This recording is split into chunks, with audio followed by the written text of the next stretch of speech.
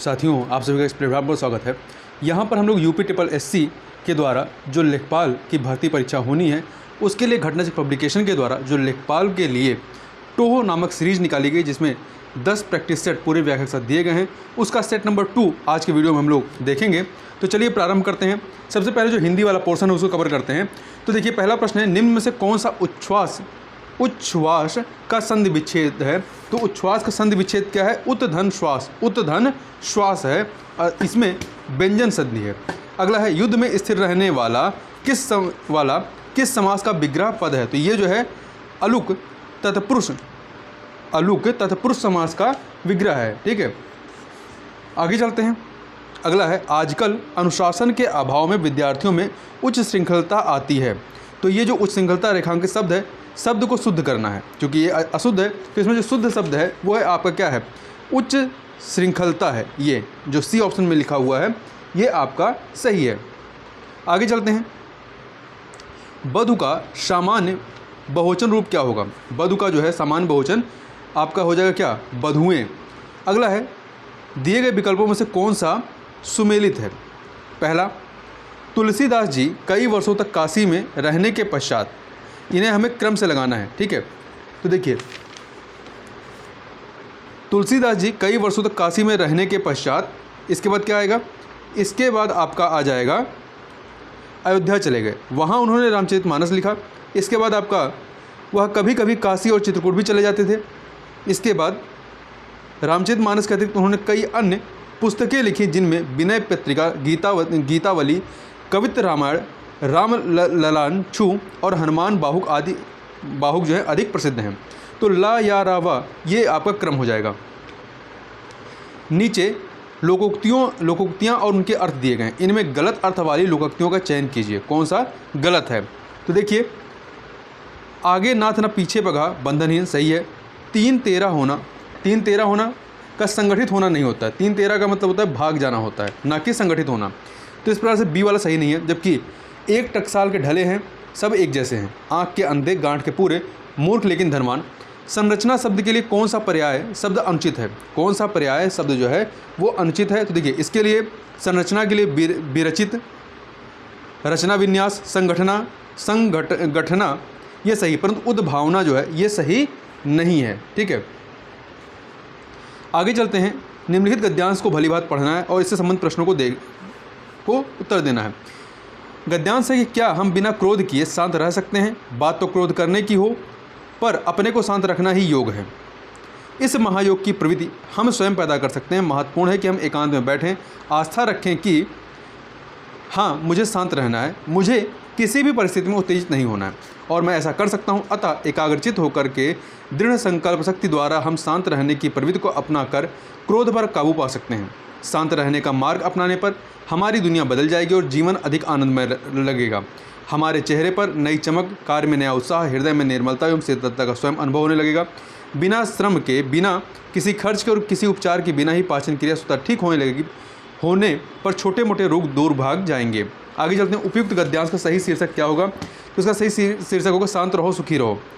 क्रोध आने की स्थिति में शांत रहने की प्रवृत्ति को क्या नाम दिया गया है? महायोग नाम दिया गया है। क्रोध को काबू में रखने में मुख्यतः कौन से रोग दूर होते हैं? इसमें आपका पाचन क्रिया से जुड़े हुए रोग दूर हो जाते हैं। जो बाएं हाथ से तीर चलाता है के लिए एक शब्द क्या होगा? जो बाएं हाथ से तीर चलाता है उसके लिए शब्द हो जाएगा सव्यसाची। क्या हो जाएगा? सव्यसाची हो जाएगा। ठीक है, समान उदर से जन्म लेने वाला सहोदर कहलाता है और क्रम के अनुसार यथाक्रम होता है। वह शब्दांश या अव्यय जो किसी शब्द के पहले लगकर उसका विशेष अर्थ प्रकट करते हैं, क्या कहलाते हैं? तो ये उपसर्ग कहलाते हैं। जो शब्द के पहले लगते हैं ये उपसर्ग होते हैं। निम्नलिखित शब्दों में से चूरण शब्द का तत्सम क्या होगा? चूरण का तत्सम जो हो जाएगा चूर्ण हो जाएगा। अकाल का विलोम शब्द क्या होगा? अकाल का विलोम सुकाल हो जाएगा। मुहावरा होता है, मुहावरा क्या होता है? मुहावरा वाक्यांश होता है। आगे देखते हैं। लंगोटी में फाग खेलना, हम मुहावरे का अर्थ क्या होता है? इसका अर्थ होता है दरिद्रता में आनंद लूटना। तमस पर्यायवाची शब्द है किसका? तमस जो है ये अंधकार का पर्यायवाची है। जिस समास का पहला पद अव्यय तथा प्रधान हो, उसे क्या कहते हैं? उसे अव्ययी भाव समास कहते हैं। क्या कहते हैं? अव्ययी भाव समास कहते हैं। जैसे प्रतिदिन, आगे चलते हैं। पय पया पया धन द, ये क्या हो जाएगा पयोद। पयोद में प्रयुक्त संधि कौन सी है? इसमें विसर्ग संधि है। कौन सी है? विसर्ग संधि लगी हुई है। आगे चलते हैं। शुद्ध वर्तनी का चयन करना है कि कौन सा शुद्ध वर्तनी है। तो देखिए ज्योत्सना, ज्योत्सना जो है, जो बी में लिखा है ये सही है। प्रतिनिधि शब्द में कौन सा उपसर्ग जुड़ा हुआ? प्रतिनिधि में कौन सा उपसर्ग जुड़ा है? प्रतिनिधि में आपका प्रति उपसर्ग जुड़ा हुआ है। निम्नलिखित शब्दों में बहुवचन छाटिए। कौन सा बहुवचन है? तो देखिए कवि, आँख, बहन, ये एक वचन जबकि तिनके बहुवचन है। निम्न शब्दों में से किस शब्द का प्रयोग पुल्लिंग में होता है? किस शब्द का प्रयोग पुल्लिंग में होता है? तो देखिए हाथ का प्रयोग जो होता है, हाथ का प्रयोग ये पुल्लिंग में होता है, जबकि ताकत, अमानत और कावेरी स्त्रीलिंग में है। कच का अनेकार्थ नहीं है। कच का क्या अनेकार्थ नहीं है? तो देखिए कच का बाल, बादल, झुंड होता है, परंतु कच्चा नहीं होता है। आगे चलते हैं, क्वेश्चन नंबर 25 को देखते हैं। देखिए मोहन ने पढ़ा है, यह वाक्य संदिग्ध भूतकाल में होता है। संदिग्ध भूतकाल में होता है। क्या होता है? मोहन ने पढ़ा होगा। मोहन ने पढ़ा, यह वाक्य संदिग्ध भूतकाल में क्या होगा? मोहन ने पढ़ा होगा। आगे चलते हैं, मैथ के प्रश्नों को देखें। तो देखिए यदि संख्या p q से 5 अधिक है और p तथा q वर्गों का योग 55 है तो p और q का गुणनफल क्या हो जाएगा? तो इसका गुणनफल जो है आपका 15 हो जाएगा। क्या हो जाएगा? 15 हो जाएगा। आगे चलते हैं क्वेश्चन नंबर 27 पे। लघुत्तम अभाज्य संख्या क्या है? तो लघुत्तम अभाज्य संख्या जो है 2 है। यहाँ पर एक दंड चित्र दिया गया है, इसके आधार पर हमें प्रश्नों को देखना है। आप इसे पॉज करके देख सकते हैं। कुछ इस पे आधारित जो प्रश्न है 28 नंबर क्वेश्चन, कितनी पारियों में बल्लेबाज ने औसत रनों से अधिक रन बनाए हैं? तो कितनी पारियों में? 5 पारियों में कुल। आगे चलते हैं, पारी 1 में बनाए गए रन पारी 5 में बनाए गए रनों का कितना प्रतिशत है? तो ये है आपका 138.46%। 138.46%। इसे आप लगा सकते हैं और आंसर चेक कर सकते हैं। आगे देखते हैं क्वेश्चन नंबर 30। एक व्यक्ति के पास क्रमशः 10, 15 और 20 मीटर लंबाई के 3 लोहे की छड़ें हैं। वह तीनों छड़ों में से बराबर लंबाई के टुकड़े काटना चाहता है। वह बिना कुछ बर्बाद किए हुए उनमें से कम कुल कितने टुकड़े काट सकता है? तो कुल वह जो है 9 टुकड़े काट सकता है। आगे चलते हैं, ए का 26% 832 है, तो ए के 31% का मान कितना होगा? तो ए के 31% का मान जो है 992 हो जाएगा। कितना हो जाएगा? 992 हो जाएगा। एक व्यक्ति एक वस्तु को उसके क्रय मूल्य से 10% कम पर बेचता है। यदि उसने इसे 332 रुपये अधिक में बेचा होता तो उसने 20% का लाभ कमाया होता। वस्तु का आरंभिक विक्रय मूल्य क्या होगा या क्या है? तो इसका आरंभिक मूल्य जो है 996 रुपये है। एक अंक गणितीय प्रगति के पहले 13 पदों का योग क्या है? अगर उसका पहला पद -10 और अंतिम पद 26 है तो ये कितना हो जाएगा? 104 हो जाएगा। यदि x + y = 52 तथा x - y = 20 तो x/y का मान कितना होता है? यहाँ से x y की वैल्यू निकालेंगे और x/x/y निकालेंगे तो ये आ जाएगा आपका 9:4 आ जाएगा। आगे चलते हैं, यदि x + y + z = 0 तो x² / yz + y² / zx + z² / xy का मान क्या होगा? तो इसकी वैल्यू क्या हो जाएगी? इसकी वैल्यू 3 हो जाएगी। आगे चलते हैं, एक कक्षा में 5 विद्यार्थियों के गणित के प्राप्तांक जो है क्रमशः 65, 70, 55, x एवं 80 हैं तथा उनके प्राप्तांकों का माध्य जो है 70। तो x की वैल्यू क्या हो जाएगी? x की वैल्यू आप निकालेंगे तो x की वैल्यू आपकी 80 आ जाएगी। 10 विद्यार्थियों के गणित के प्राप्तांक 100 में से निम्न प्रकार हैं। 100 में से 94, 97, 90, 75, 80, 63, 67, 78, 59, 72 ये हैं। ठीक है, तो x की वैल्यू क्या हो जाएगी? 77.5 हो जाएगी। 77.5। 9 विद्यार्थियों के हिंदी में निम्न प्राप्तांकों के आधार पर मध्यिका ज्ञात कीजिए। मध्यिका कितनी हो जाएगी? ये हो जाएगी 64। इनकी मध्यिका 64 हो जाएगी। आगे चलते हैं, एक बंटन का माध्यिका 32 और समानांतर माध्य जो है 30 है तो बहुलक का मान क्या होगा? तो बहुलक का मान जो हो जाएगा वो 36 हो जाएगा। किसी घनाभ की लंबाई अपनी चौड़ाई की दुगनी है। किसी घनाभ की लंबाई अपनी चौड़ाई की दुगनी तथा उसकी ऊंचाई उसकी चौड़ाई की आधी है। यदि घनाभ की ऊंचाई 2 सेंटीमीटर है तब किसी घन का कोर या एज कितना होगा जिसका आयतन उक्त घनाभ के समान है? तो ये हो जाएगा आपका 4 सेंटीमीटर। आगे चलते हैं, 5 सेंटीमीटर लंबाई, 4 सेंटीमीटर चौड़ाई और 3 सेंटीमीटर ऊंचाई के षट फलक का विकर्ण कितना होगा? तो ये विकर्ण कितना हो जाएगा? 5√2 सेंटीमीटर। वहीं किसी लंब वृत्तीय बेलन या सिलेंडर की त्रिज्या 7 सेंटीमीटर है, उसकी ऊंचाई उसकी त्रिज्या की दुगनी है। उसकी ऊंचाई जो है उसकी त्रिज्या की दुगनी है। बेलन या सिलेंडर का वक्र पृष्ठ जो है क्षेत्रफल कितना है? तो इसका क्षेत्रफल जो हो जाएगा आपका 616 सेंटीमीटर स्क्वायर, 616 सेंटीमीटर स्क्वायर हो जाएगा। वहीं आगे चलते हैं, क्वेश्चन नंबर 43 को देखते हैं। उस समचतुर्भुज का क्षेत्रफल सेंटीमीटर स्क्वायर में कितना होगा जिसका भुजा 20 सेंटीमीटर है और विकर्ण 24 सेंटीमीटर है? तो ये आपका सही उत्तर इसका हो जाएगा 384 हो जाएगा सेंटीमीटर स्क्वायर। 15 मीटर 17 सेंटीमीटर लंबे और 9 मीटर 2 सेंटीमीटर चौड़े कमरे की छत बनाने के लिए 41 सेंटीमीटर फलक वाली न्यूनतम कितनी वर्गाकार टाइलों की आवश्यकता होगी? तो ये हो जाएगी कितनी की आवश्यकता होगी? 814 टाइल्स की आवश्यकता होगी। 45 देखें, दो सकेंद्रित वृत्त एक वलय बनाते हैं। वलय की अंतः और बाह्य परिधि 22 सेंटीमीटर और बाह्य परिधि जो 88 सेंटीमीटर है। वलय की चौड़ाई कितनी है? तो वलय की चौड़ाई जो है वो 3.5 सेंटीमीटर है। एक आयत का क्षेत्रफल वर्ग सेंटीमीटर में क्या हो गई? इसका विकर्ण 25 सेंटीमीटर है और उसकी एक भुजा 24 सेंटीमीटर है। तो इस आयत का क्षेत्रफल कितना हो जाएगा? इस आयत का क्षेत्रफल जो है 168 वर्ग सेंटीमीटर हो जाएगा। त्रिभुज ABC में BC की लंबाई, त्रिभुज ABC में ABC में BC की लंबाई जो है AB की लंबाई के दोगुनी से 2 सेंटीमीटर कम है। AC की लंबाई AB की लंबाई से AB की लंबाई से 10 सेंटीमीटर अधिक है। परिमिति जो है 32 सेंटीमीटर है। त्रिभुज की सबसे छोटी भुजा की लंबाई सेंटीमीटर में क्या हो जाएगी? तो ये 6 हो जाएगी। आगे देखते हैं, A तथा B का औसत 36 है, B तथा C का औसत 42 है, C तथा A के बीच कितना अंतर है? इनके बीच जो है 12 का अंतर है। A और B ने 2.5 वर्ष के लिए समान ब्याज दर पर क्रमशः A ने 3000 रुपये और B ने 3200 रुपये उधार लिए। यदि B ने A की तुलना में 40 रुपये अधिक ब्याज दिया तो ब्याज दर ज्ञात कीजिए कितनी होगी? ये हो जाएगा 8%। कितना हो जाएगा? 8%। आगे देखते हैं, एक कक्षा में 30% छात्रों के पास मोबाइल फ़ोन है। मोबाइल फ़ोन रखने वाले छात्रों में से 10% के पास ब्लूटूथ सुविधा है। यदि कक्षा में 200 छात्र हैं तो कितने छात्रों के पास ब्लूटूथ सुविधा है? तो कितनों के पास है? 6 छात्रों के पास ब्लूटूथ सुविधा है।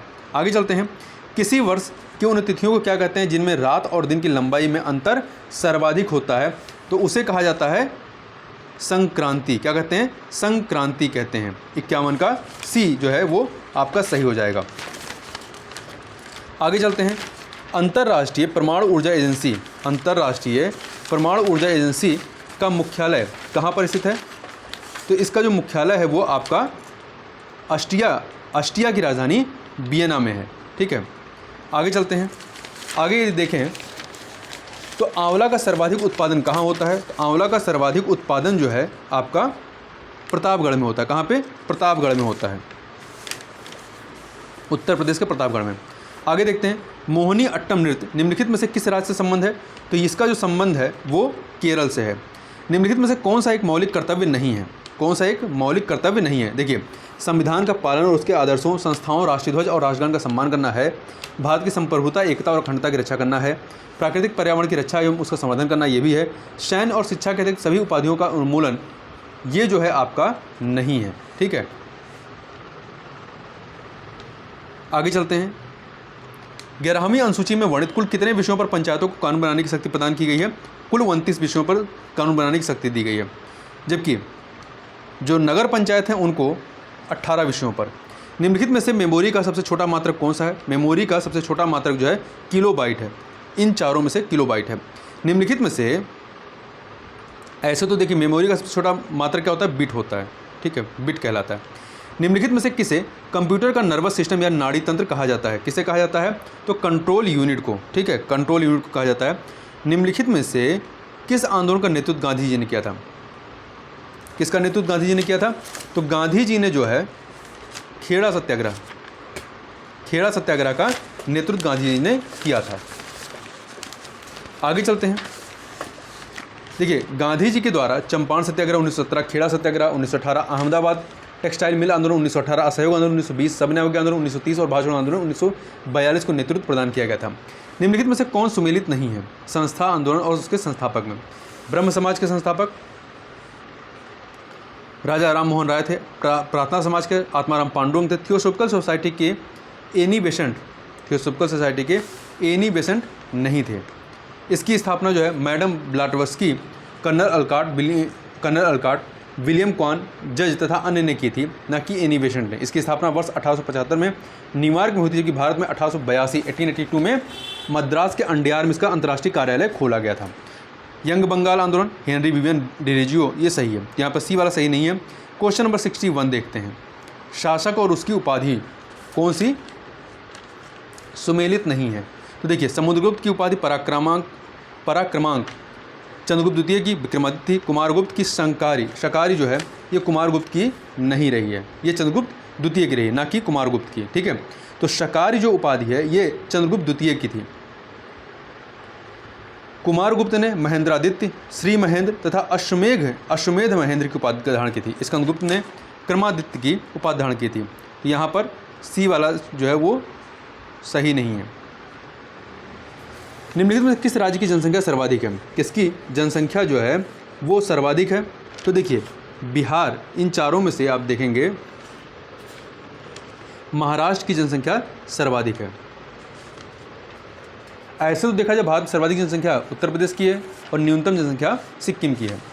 निम्नलिखित में से कौन सुमेलित नहीं है? निम्नलिखित में से कौन सा सुमेलित नहीं है? देवा शरीफ मेला बाराबंकी में, शह सलार मेला बहराइच में, सोरो मेला ये आगरा में। सोरो मेला जो है ये आगरा में नहीं होता है। तो सोरो मेला कहाँ होता है? कासगंज में होता है, कासगंज में होता है। आगरा में बटेश्वर मेला, कैलाश मेला आदि लगते हैं। ठीक है, आगरा में बटेश्वर मेला, कैलाश मेला लगते हैं। सरधना मेला ये आपका मेरठ में लगता है। संविधान सभा ने राष्ट्रगान कब अपनाया? संविधान सभा ने राष्ट्रगान जो है 24 जनवरी 1950 को अपनाया था। कब अपनाया था? 24 जनवरी 1950 को अपनाया था। और ये रविन्द्रनाथ टैगोर द्वारा रचित जनगण मन को राष्ट्रगान के रूप में स्वीकृत किया गया था। दो सूचियाँ दी गई हैं, कृति और उसके लेखक, इन्हें हमें सुमेलित करना है। तो देखिए, अर्थशास्त्र के रचनाकार चाणक्य थे, 3 से मिलाइए। इंडिका के मेगस्थनीज 4 से मिलाइए। हर्षचरित के बाणभट्ट 1 से मिलाइए। रत्नावली के हर्षवर्धन 2 से मिलाइए। तो 3412 बी ऑप्शन सही हो जाएगा। भारत में कर्मचारियों के महंगाई भत्ते का निर्धारण का आधार क्या है? इसका जो आधार है वो है उपभोक्ता कीमत सूचकांक है। आगे चलते हैं। उत्तर प्रदेश में बुक्सा जनजाति कहाँ रहती है? उत्तर प्रदेश में बुक्सा जनजाति जो है ये बिजनौर में, कहाँ रहती है? बिजनौर में रहती है। ठीक है, आगे देखते हैं। निम्नलिखित में किस धातु मिश्रण को अमलगम कहेंगे? किसको कहेंगे? तो ये जो है पारा और जस्ता को, पारा और जस्ता, पारा का अन्य किसी धातु से मिश्रण अमलगम कहलाता है। जैसे अतः पारा और जस्ता का मिश्रण अमलगम है। निम्नलिखित में से किसके कारण प्लेग होता है? निम्नलिखित में से किसके कारण प्लेग होता है? तो ये पास्चुरेला पेस्टिस जो होता है उसकी वजह से, नामक जो जीवाणु होता है ये आपका क्या होता है? बैक्टीरिया होता है, इसकी वजह से होता है। निम्नलिखित में कौन सी क्रिया माइटोकॉन्ड्रिया के अंदर संपन्न होती है?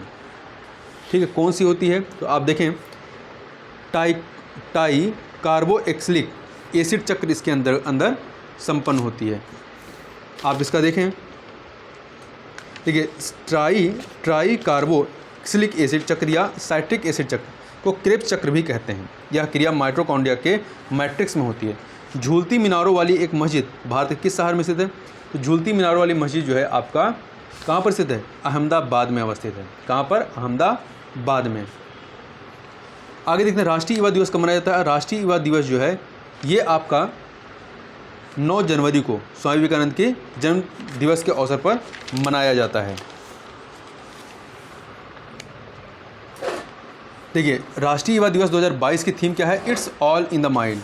It's all in the mind इसकी थीम रही है। टोक्यो ओलंपिक 2020 में पहला स्वर्ण पदक किसने जीता?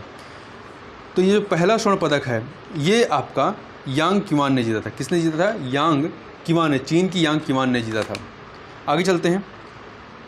निपुण भारत अभियान के तहत, निपुण भारत अभियान के तहत देखिए 3 कथन दिए गए हैं। दिए गए कथनों में से कौन सा या से सत्य हैं? हमें ये ढूंढना है। देखिए 74 का देखिए, राष्ट्रीय संचालन समिति का गठन स्कूल शिक्षा और साक्षरता विभाग द्वारा अभियान के संचालन के लिए किया गया है। यह शिक्षा की प्रगति का विश्लेषण करने का प्रावधान करता है। यह कक्षा 3 या ग्रेड 3 तक के बच्चों की मूलभूत साक्षरता तथा संख्या गणना कौशल दक्षता को लक्षित है। यहाँ पर डी ऑप्शन जो है सभी ये सही है। आगे चलते हैं क्वेश्चन नंबर 75। किस संस्थान ने the state of food and agriculture 2021 report जारी की है? किस संस्थान ने जारी की है? संयुक्त राष्ट्र खाद्य एवं कृषि संगठन द्वारा, संयुक्त राष्ट्र खाद्य एवं कृषि संगठन द्वारा जारी की गई है। उत्तर प्रदेश का मलिहाबाद किस लिए प्रसिद्ध है? ये आम की प्रजाति के लिए प्रसिद्ध है। किसके लिए? आम की प्रजाति के लिए। जाटों के रहने की जगह को क्या कहा जाता है? जाटों की रहने की जगह को जो है गूढ़ा क्या कहा जाता है? गूढ़ा कहा जाता है, गूढ़ा कहा जाता है। निम्नलिखित में से दुर्बल वर्ग कौन नहीं है? दुर्बल वर्ग कौन सा नहीं है? तो देखिए, अनुसूचित जाति, औद्योगिक श्रमिक, अनुसूचित जनजाति, ये दुर्बल वर्ग, परंतु लघु सीमांत कृषक जो है ये दुर्बल वर्ग नहीं है। आगे चलते हैं। अंधविश्वास उसे कहते हैं जिसमें, अंधविश्वास उसे कहते हैं जिसमें घटना के साथ घटना का दोष सिद्ध से कोई संबंध ना हो। ठीक है। हिंदू सोशल ऑर्गेनाइजेशन पुस्तक के लेखक कौन है? तो हिंदू सोशल ऑर्गेनाइजेशन की पुस्तक के लेखक जो हैं वो कौन है? पंधारीनाथ एच प्रभु, पंधारीनाथ एच प्रभु हैं। ठीक है, तो इस फैक्ट को याद रखिएगा। तो देखिए, इस पूरी पुस्तक का नाम क्या है? Hindu social organisation a study in a socio psychological and ideological foundation.